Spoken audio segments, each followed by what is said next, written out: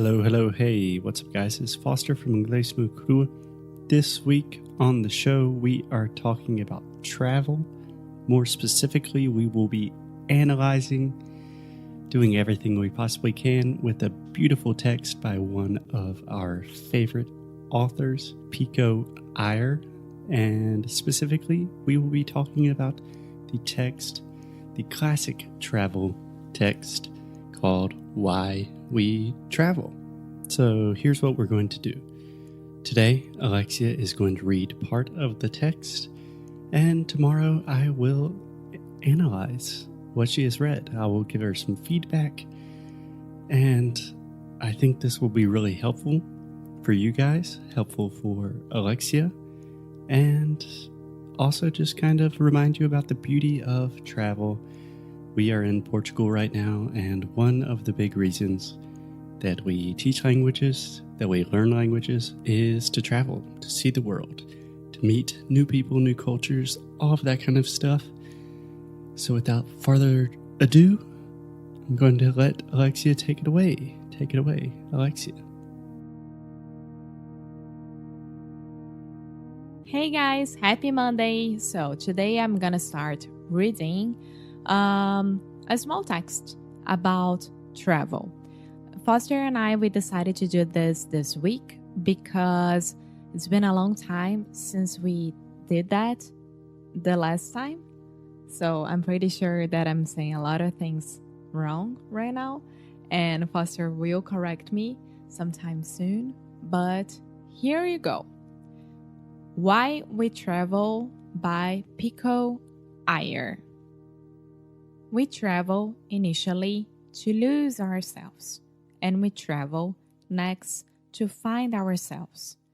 We travel to open our hearts and eyes and learn more about the world than our newspapers will accommodate.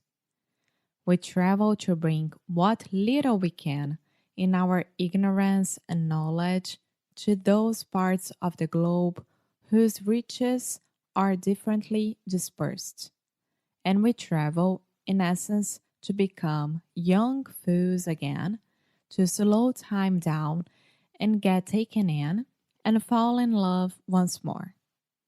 The beauty of this whole process was best described, perhaps, before people even took to frequent flying, by George Santayana in his lapidary essay, The Philosophy of Travel. We need sometimes, the Harvard philosopher wrote, to escape into open solitudes, into aimlessness. Oh my God, this was hard. To escape into open solitudes, into aimlessness,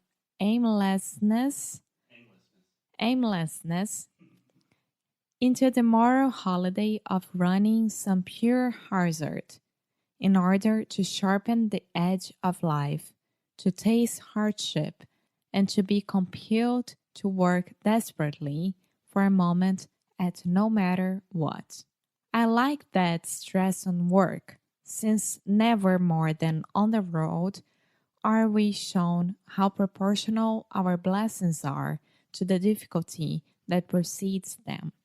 And I like the stress on a holiday that's moral, since we fall into our ethical habits as easily as into our beds at night. Few of us ever forget the connection between travel and travail. So, again, few of us ever forget the connection between travel and travail. And I know that I travel in large part in search of hardship, both my own, which I want to feel, and others, which I need to see.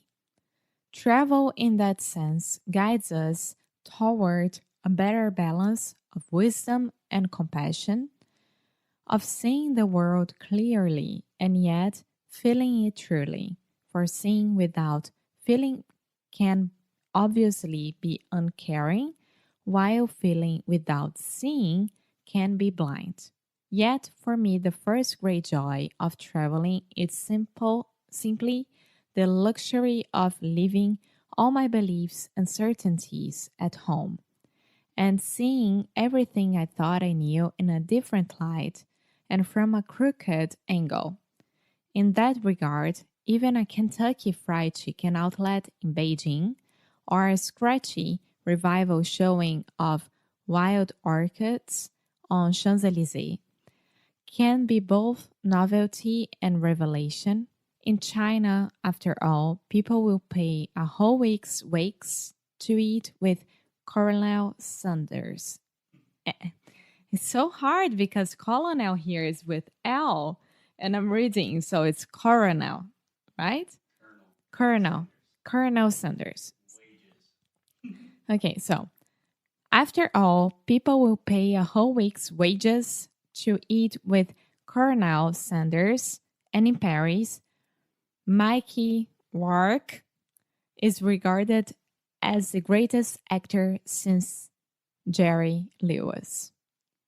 If a Mongolian restaurant seems exotic to us in Evanston, it only follows that a McDonald's would seem equally exotic in Ulaanbaatar, or, at least, equally from everything expected.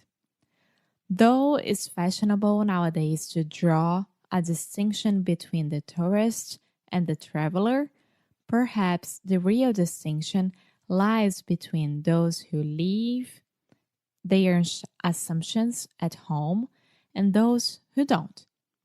Among those who don't, a tourist is just someone who complains.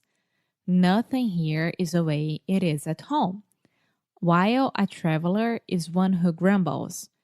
Everything here is the same as it is in Cairo or Cusco or Kathmandu. It's all very much the same. But for the rest of us, the sovereign freedom of traveling comes from the fact that it whirls you around and turns you upside down and stands everything you took for granted on its head. If a diploma can famously be a passport to a journey through hard realism, a passport can be a diploma for a crash course in cultural relativism. And the first lesson we learn on the road, whether we like it or not, is how provisional and provincial are the things we imagine to be universal. When you go to North Korea, for example, you really do feel as if you've landed on a different planet. And the North Koreans, doubtless, feel that they're being visited by an extraterrestrial, too. Or else they simply assume that you, as they do, receive orders every morning from the Central Committee on what clothes to wear and what route to use when walking to work.